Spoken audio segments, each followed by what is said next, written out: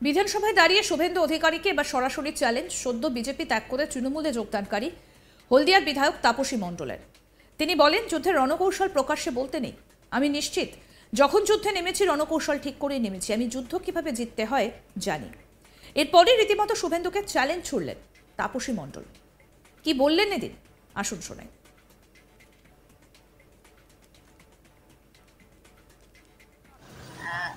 যুদ্ধের রণকৌশল প্রকাশ্যে বলতেন। আমি নিশ্চিতভাবে যখন যুদ্ধে নেমেছি আমি রণকৌশল তৈরি করেই নেমেছি। আর মাঠ কিভাবে তৈরি করতে হয়, যুদ্ধ কিভাবে জিততে হয় সেই প্রক্রিয়াকরণ আমার জানা আছে। আমি সেভাবেই সামনের দিনে মোকাবিলা করব। Challenge okay, challenge. উনি তো বলছেন আপনাকে প্রচুর ভোটে হারাবেন। আমিও ওনার চ্যালেঞ্জটা অ্যাকসেপ্ট করলাম। ঠিক আছে, আজ তো আপনার পাড়ায় মিটিং করুক। মিটিং তো সবাই করতেই পারে, কোনো অসুবিধা নেই।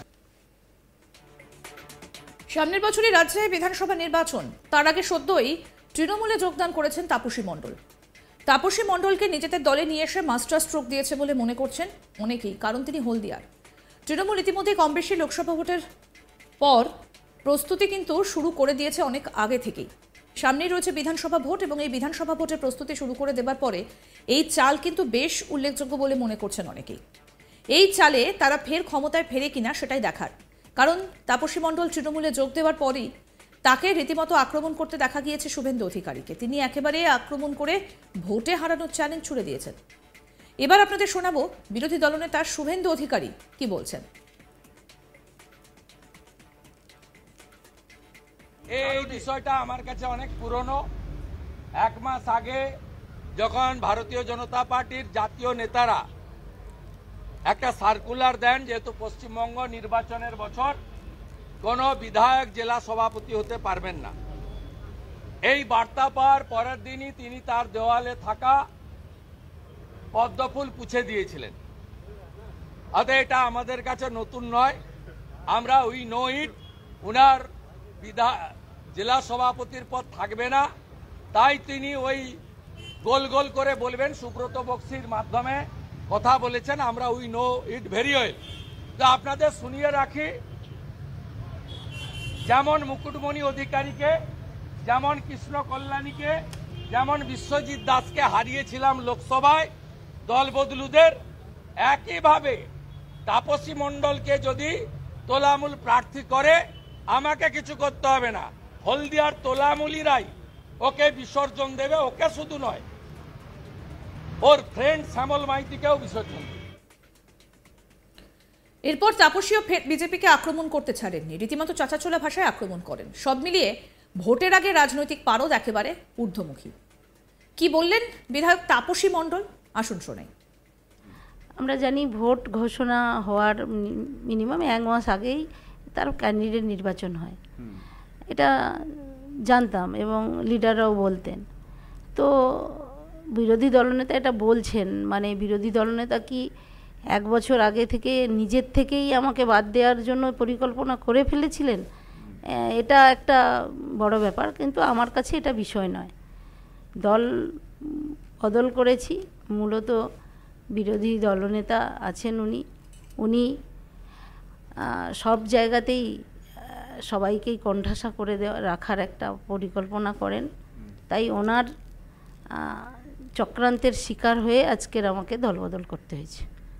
আপনি শুভেন্দু, আমার হলদিয়ার মানুষের পেটে যে খিদে, কর্মসংস্থান, রুজি রুটি না থাকলে মানুষের সেই খিদে মেটে না। সেই রুজি রুটির জায়গায় যে তারা বন্ধের জায়গায় আছে, সেই জায়গাটাকে আমি খুলে দেওয়ার জন্য বর্তমান সময়ে আগে কর্মীদের বাঁচাতে হবে, তারপরে কর্মীদের নিয়ে লড়াই করতে হবে।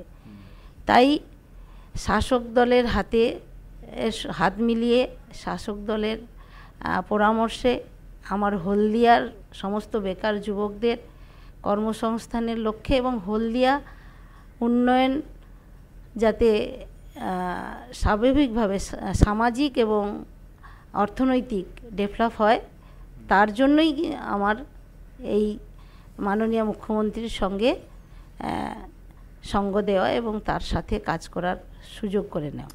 কিন্তু যদি 2021-এ যখন আপনি বিজেপিতে গিয়েছিলেন বাম থেকে, তখন কি এটা মনে হয়নি যদি আমি ক্ষমতায় না আসি, যদি বিজেপির সঙ্গে থাকি, বিরোধী দল হিসেবে থাকি, সেক্ষেত্রে উন্নয়নে বাধা হতে পারে, সেক্ষেত্রে সমস্যা হতে পারে, শাসক দলের সঙ্গে দ্বন্দ্বে উন্নয়ন নাও হতে পারে?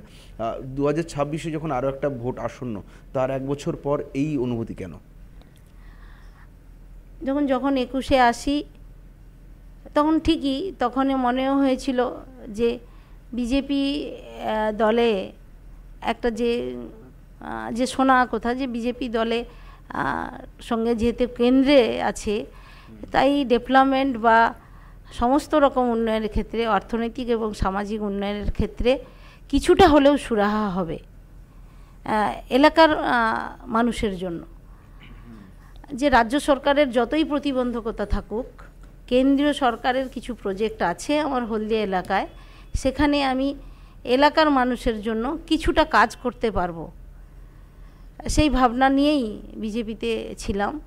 কিন্তু দেখলাম সেখানে সুযোগ ছিল, সুযোগ থাকা সত্ত্বেও আমি হলদিয়ার বিধায়ক হিসেবে আমাকে সেই সুযোগ থেকে বঞ্চিত করা হয়েছে, আমার হলদিয়াবাসীকে বঞ্চিত করা হয়েছে। তার জন্য যে দলটা এখনও রাজ্যে ক্ষমতায় এলো না, তার যেটুকু সুযোগ আছে সেইটুকু সুযোগও থেকেও আমাকে বঞ্চিত করা হচ্ছে। সে ক্ষমতায় এলে আমাকে সুযোগ দিতে পারবে সেই আশাও আমি করি না। তাই বর্তমান সরকারের হাতে কাছে গিয়ে আমার এলাকাবাসীকে বাঁচানোর, এলাকাবাসীর যে যন্ত্রণা, সেই যন্ত্রণা আপনার বিরুদ্ধে চক্রান্ত হয়েছে, শুভেন্দু অধিকারী চক্রান্ত করেছেন। কি চক্রান্ত হয়েছে আপনার বিরুদ্ধে যার জন্য আপনাকে দল ছেড়ে আসতে হলো? কি চক্রান্ত শিকার?